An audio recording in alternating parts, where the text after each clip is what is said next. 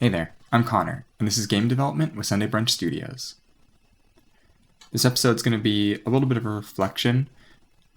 It's been a while since I've been doing all these episodes, coming to the table, trying to talk about things.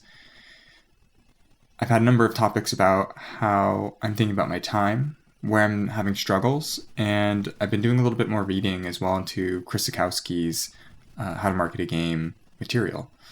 One of them that I came across was related to Peglin and Domekeeper. And in it, they did just some case studies, but it was found that personal social media doesn't really impact game sales in the same way that picking the right game, picking the right genre, and doing that well really has an impact on the final numbers. And I think the more that I've thought on it and the more that I've seen, I guess, what happens related to different games being released, is that I think it is very true that related to personal marketing, telling a story, I don't think that moves the needle nearly as much as playing to the genre or playing to the game that you're making. There's a couple of examples that come to my mind. I really do like the Peglin example where they talked about how they released their first game. They released a game I think it was a full release. And with the success of Peglin, no one really went back to go buy that other game and check it out. I think this happens with Sock Pop too, where Sock Pop is an interesting example where they have released Stacklands that did really well, but I don't know how much that really fed back to people becoming Patreons.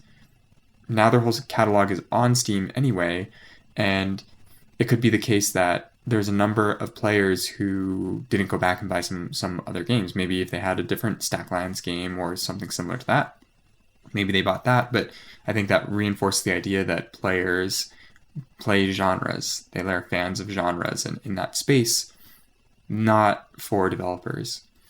I think on the flip side, taking a look at something like Supergiant, everybody knows Supergiant because Bastion did well, Transistor did well, all these different games. But then, I think Pyre isn't nearly as popular, but I could be wrong on that. And of course, Hades is a standout game. Now, how many people played Hades and then decided to go back and play Transistor? Maybe a handful, maybe some. And Hades 2 came out, and that's a sequel to the first game.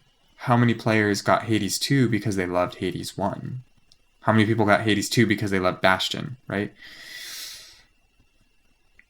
And I think where that's leaving me is that, especially with where I'm at, I need to consider, how do I make the most of making games? How do I get to the point where I can make a game that's really good? I don't know if I'll ever reach the skill level of being able to make a game like Hades, but I think that there is a possibility in there for me just to make just a fun game and then decide where to go. I don't even know if I want to stick to one genre or one style, but I know that I really want to make multiplayer games, and I want to do it with the Steam Deck in mind and find a way to bring back LAN parties and give a reason for people to get together and play.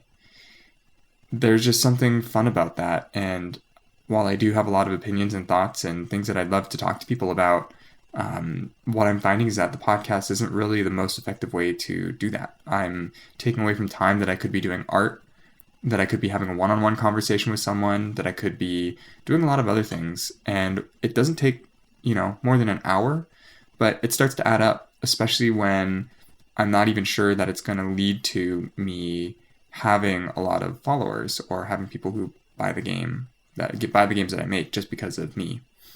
And I really have always felt this since the beginning. I don't really want myself to be the reason why people buy my games. I wanted to get this practice to get my story out there, to share some thoughts and to document my process. And I think that there is an audience of people who this is very helpful for and would probably enjoy seeing some of my thoughts. But they may not be the people who want to play my games either, and that's fine, And so I think that there's other ways for me to go about this and achieve the same thing. So ultimately what I'm leading to is that I think this is going to be, for what I can see, the last episode of Game Development with Sunday Brunch Studios. And instead, what I want to do is promise that I'm going to keep making games. I'm going to keep doing art, doing these things in the background, and continue forming these questions, having these thoughts, and trying to put it into practice. And along the way, hopefully, I'll have a way to talk to people and connect with others, maybe through different communities. Maybe I have a chance to talk on a different podcast. And at that time, I'll kind of condense all my knowledge into what I can and share that. But I think I have to focus on making games at the current moment. And I think I got to channel all that energy into become the best game developer that I can. And at some point in the future, maybe I could be someone who comes back and shares that learning and find the best platform for that. But I need to take every single hour that I do have free and, just make games. And I think that will probably be the last piece of wisdom that I have for now to share with everybody. So thank you all so much for following along the journey. And who knows, if you see something pop up in your feed, maybe that'll be something to be excited for. I'd be excited. But for now, thank you so much for your time. And I look forward to talking to you again soon.